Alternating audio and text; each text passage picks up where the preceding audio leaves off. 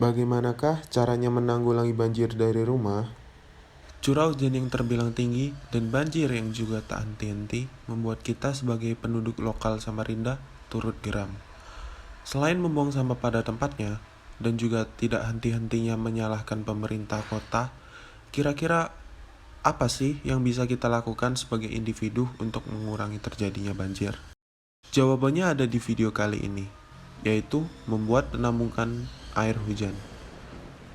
Pertama-tama, apa sih manfaat dari pembuatan penampungan air hujan untuk keperluan rumah tangga? Pertama, yaitu akses air yang bersih, sehingga tidak perlu lagi kita membayar tagihan air yang berlebih. Yang kedua, menyelamatkan lingkungan sekitar dengan cara mencegah terjadinya banjir. Dengan adanya tempat penampungan air hujan mandiri di setiap rumah warga, tentu air hujan akan tertampung di masing-masing wadah atau tangki air, sehingga hujan tidak menyebar ke sembarang jalan. Dengan demikian banjir dapat teratasi. Dan yang ketiga, kembali ke tema awal video kita beberapa minggu yang lalu, yaitu untuk menghindari COVID. Jadi, dengan adanya penampungan air hujan, kita mendapatkan akses air bersih sehingga bisa kita buat untuk cuci tangan. Nah, setelah kita mengetahui manfaat dari penampungan air hujan, kira-kira apa aja sih yang diperlukan untuk pembuatan penampungan air hujan ini? Pertama-tama kita mulai dari menyiapkan platform datar untuk penempatan tangki air hujan tersebut. Kalau bisa, ditempatkan di atas setinggi 1 meter dari permukaan tanah supaya kita dapat mengaksesnya dengan lebih mudah. Lalu, disiapkan tangki air paling tidak 4 tangki air. Kemudian disiapkan konektor pipa seperti di video berikut. Selanjutnya siapkan keran air. Dan selanjutnya siapkan keran air apung.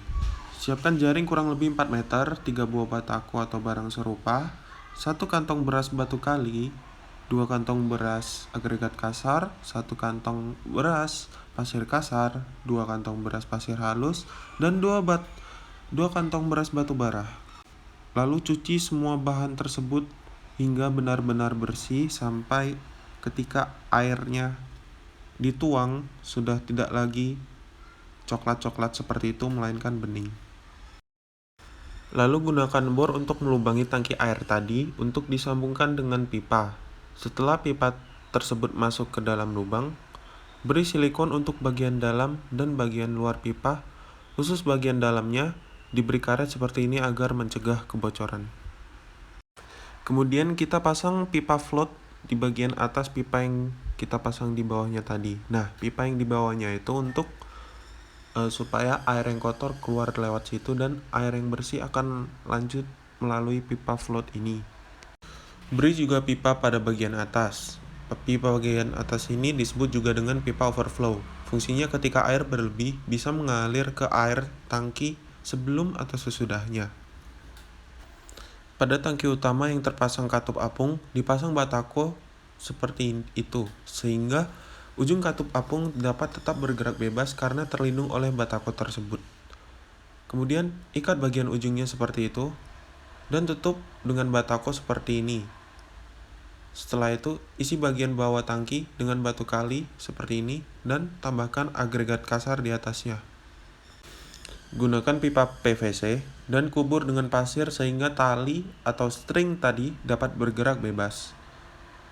Tambah lagi agregat kasar hingga hampir penuh, kemudian ikat balon dari katup apung tadi.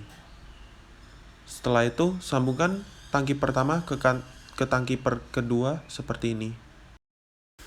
Pasang batu bata pada dasar tangki sehingga tangki memiliki pelindung. Lalu isi dengan agregat kasar, kemudian pasang jaring di atasnya. Jaring ini berfungsi agar pasir di atasnya tidak tercampur dengan agregat kasar di bawahnya. Di atas jaring kemudian dituangkan pasir kasar, dilapisi dengan jaring, dan tuangkan pasir halus sampai 3/4 dari ukuran tinggi tangki tersebut. Untuk tangki ketiga kurang lebih sama dengan tangki kedua. Dasar tangki diisi dengan batu kali dan isi dengan agregat kasar di atasnya. Beri jaring di atas agregat kasar, lalu tuang pasir kasar di atasnya kurang lebih 3 inci kedalamannya.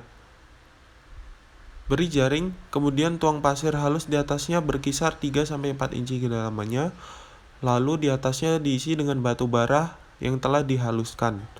Paling tidak 2 jari di bawah mulut pipa overflow, lalu disambungkan tangki tersebut ke tangki keempat. Adapun cara kerja dari water filter untuk air hujan ini, pertama, air hujan diterima dari tangki pertama. Kemudian tangki pertama memiliki 2 lubang, yaitu pipa paling bawah untuk membuang air kotor, dan air yang lolos filtrasi akan lanjut ke tangki kedua melalui pipa di atas tangki kotor tersebut. Di tangki pertama, air hujan akan dibersihkan dari debu, besi yang ada, kemudian dari tangki kedua disaring lanjut ke tangki ketiga.